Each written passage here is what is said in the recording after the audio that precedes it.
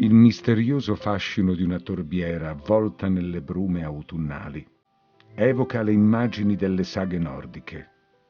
Qui, dove terra ed acqua si incontrano in un continuo divenire della materia, aleggiano gli spiriti delle foreste e del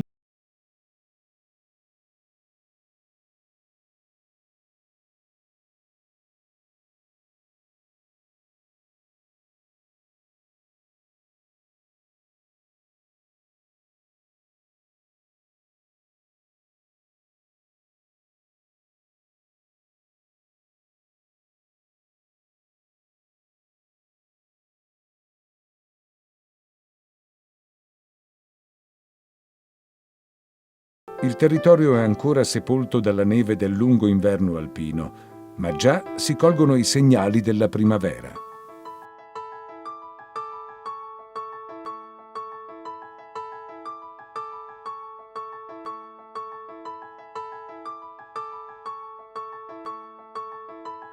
A metà aprile il disgelo è in atto. Il bianco uniforme cede progressivamente il passo al giallo della torbiera. Gli isolotti di suolo sgombro dalla neve si ingrandiscono e uniscono a vista d'occhio, mentre i rivoli e gli impluvi si ingrossano d'acqua.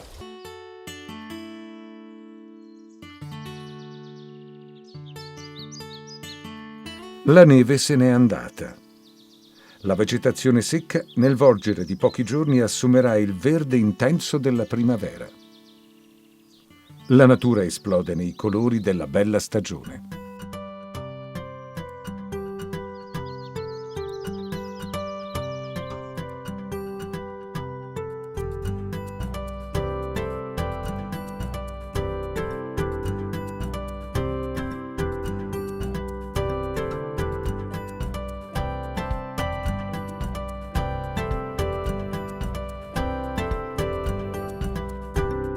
Le torbiere sono luoghi magici e la vegetazione che le popola è unica.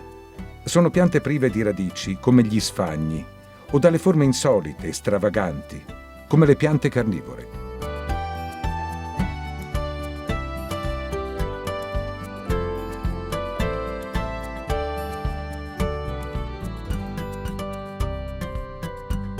L'alternanza di pozze dai riflessi iridescenti, le lande di carici e canneti, i cumuli e i pulvini di sfagno caratterizzano un paesaggio affascinante.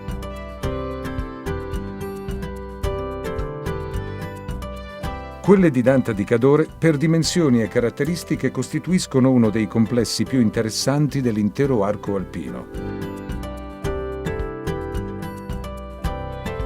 L'Europa ne riconosce la peculiarità e rarità, tutelandole con specifici vincoli. Nel corso degli anni, il Servizio Forestale Regionale di Belluno è intervenuto ripetutamente sull'area, creando una rete sentieristica per fruire del luogo in sicurezza e senza danneggiare e compromettere le delicate comunità vegetali.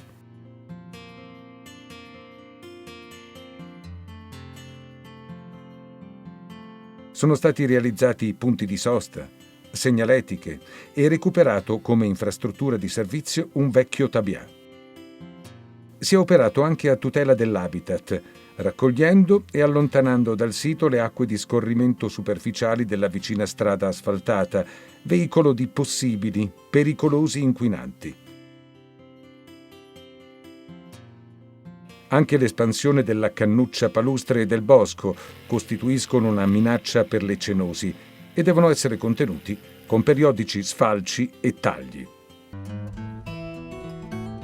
Le torbiere di Danta di Cadore sono ora a disposizione di tutti gli escursionisti capaci di cogliere e apprezzare il delicato equilibrio di forme e specie vegetali che la natura, in un processo di continua trasformazione, preserva nel corso dei millenni.